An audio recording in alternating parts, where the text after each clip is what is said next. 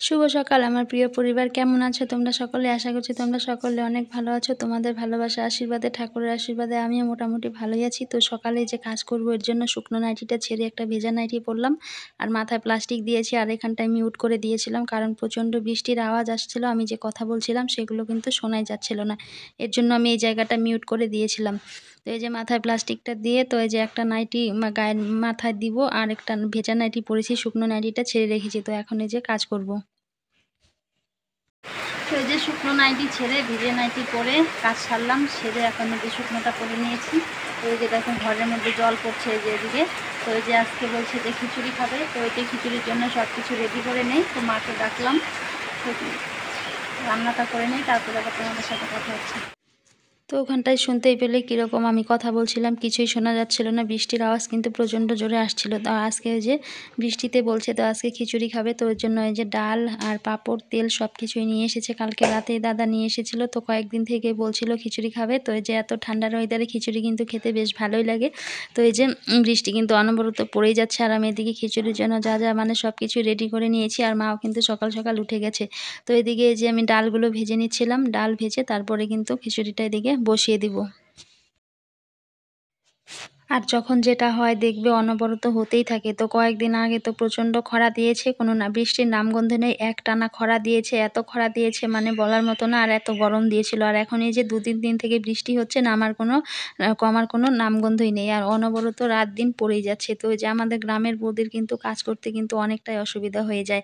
তো বৃষ্টি পড়লে যেহেতু আমাদের বাইরে বাইরে সমস্ত কাজকর্মগুলোই করতে হয়, কলতলায় গিয়ে কাজ করতে হয়, আমাদের তো আর ঘরের মধ্যে বেসিং নেই যে বেসিংয়ে সমস্ত কাজকর্ম করব, বাইরের না বের হলেও চলে, কিন্তু আমাদের কিন্তু খুব কষ্ট হয়। এদিকে গোবর ফেলতে হয়, উঠান ঝাড় দিতে হয়, থালা বাসন মাজতে কিন্তু কলতলায় যেতে হয়।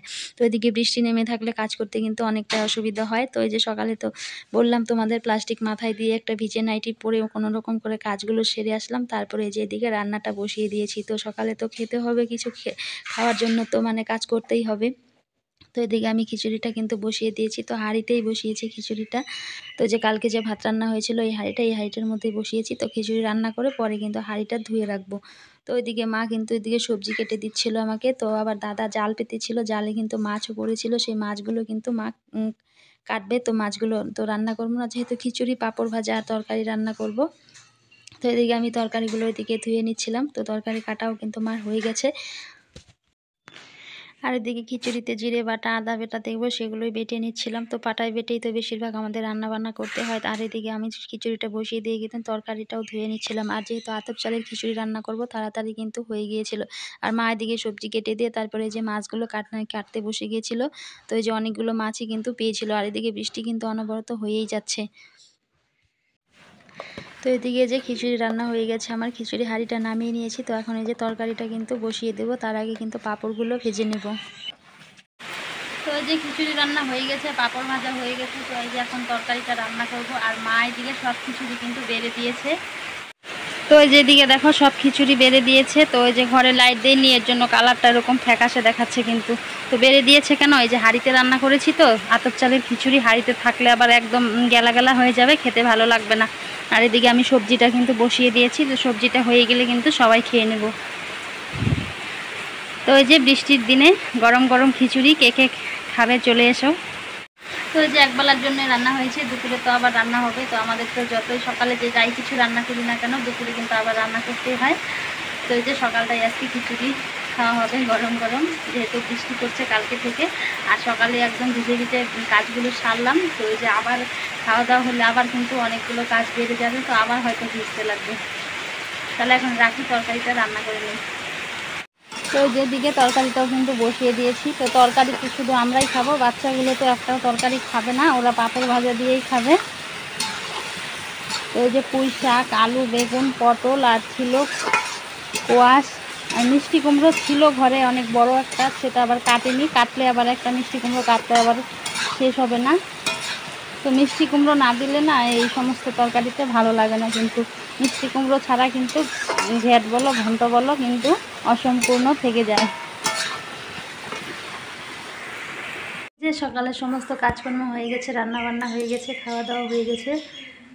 তো ওই যে 11টা বেজে গেছে কিন্তু, তার যা বৃষ্টি হয়েছে, সারা রাত বৃষ্টি হয়েছে। তো এখন এই যে বৃষ্টিটা একটু কমেছে। তো তো ওই যে সকালে তো ভিজে ভিজে কাজকর্ম করলাম, রান্নাবান্না করলাম। রান্না বলতে আজকে খিচুড়ি রান্না করেছিলাম, সেটা তোমাদের তো দেখালাম। আর আমাদের পিছনে দেখো কতটা জল হয়েছে। পোকামাকড়, কেঁচো এগুলোই ওই জায়গায় খাবে। তো মেয়ে তো আজকেও স্কুলে যায়নি, সকালে এত বৃষ্টি ছিল তো স্কুলে পাঠায়নি। আবার স্কুলে ছুটি হওয়ার সময় যদি বৃষ্টি থাকে তাহলে আনতে যাব কি করে ভিজে ভিজে, এর জন্য স্কুলে পাঠায়নি। তো এখন একটু কাজ করব। তো কি কাজ করব চলো তোমাদের সঙ্গে শেয়ার করব কি কাজ করি।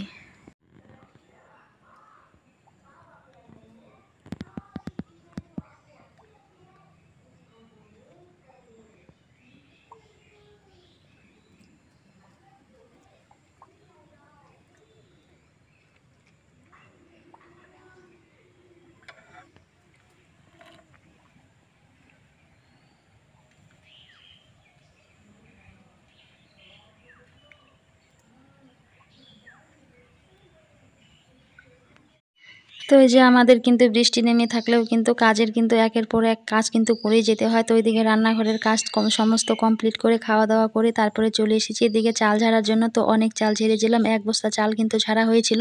তো চাল ঝাড়াগুলো তোমাদের সঙ্গে আর শেয়ার করতে পারলাম না, কারণ আমি পুরনো বাড়িতে চলে এসেছিলাম, ওখানটায় মোবাইলটা নিয়ে আসি নাই। তারপরে বৃষ্টিটা কমেছিল, চাল ঝাড়া হয়ে গেছে। চাল থেকে যে তুষগুলো বেরোয় সেই তুষগুলো এখন আমি ঝাড়ছিলাম। আর তোমাদের বলেছিলাম যে আমি কি কাজ করব, সেটাই তোমাদের, যে আমি চাল ছাড়তে এসেছিলাম সেটাই আর কি তোমাদের বলেছিলাম। তো যে চাল ছেড়ে তারপরে কিন্তু স্নান করতে চলে যাব। আর এদিকে কিন্তু বৃষ্টি কিন্তু পড়ে যাচ্ছে। তো চাল ঝাড়তে কিন্তু আমি এসেছি অনেকক্ষণ আগে, কিন্তু 2-2.5 ঘন্টা কিন্তু হয়ে গেছে। যেহেতু 1 বস্তা চাল, তো আমার পুরনো বন্ধুরা তো জানোই, এর আগের ভিডিওতেও দিয়েছিলাম, যখন চাল ঝাড়ি 1 বস্তা করেই ঝাড়তে হয়।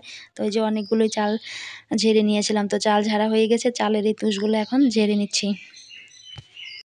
আর যেহেতু আজকে ঠান্ডা ঠান্ডা ছিল, এর জন্যই মানে চাল ঝাড়তে কিন্তু বেশ সুবিধাই হয়েছিল। তো গরম থাকলে এই ঘরে এসে চাল ঝাড়তে কিন্তু অনেকটা অসুবিধা হয়ে যায়, যেহেতু ঘরটার মধ্যে কারেন্টের কোনো ব্যবস্থা নেই।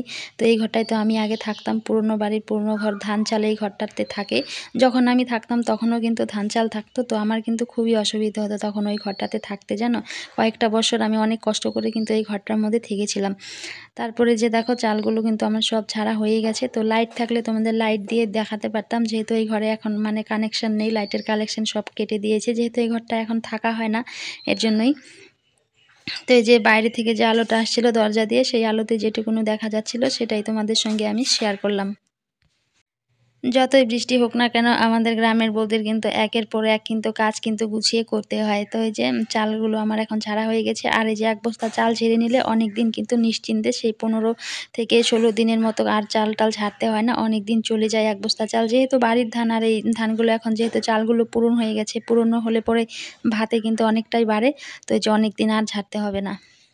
আর এদিকে দেখো কি হয়েছে, ইঁদুর অনেক ক্ষতি করে দিয়েছে, জানো। চাল ঝাড়তাম যে চটটা দেখে ইঁদুরে কেটে দিয়েছে। তো এই যে ইঁদুর কিন্তু সেটার ভিতরে বাচ্চাও তুলেছিল, আর বাচ্চাগুলো পড়ে এখানে চিচি করছিল, আমি কিন্তু খেয়ালই করিনি। তো এই যে দেখো এখানটায় পড়ে আছে, আর ইঁদুরটা তো পালিয়ে গেছে। তাহলে বন্ধুরা আজকের ভিডিওটা এই অবধি, দেখা হচ্ছে পরের কোনো ভিডিওতে। ততক্ষণে তোমরা সুস্থ থেকো, ভালো থেকো, সাবধানে থেকো।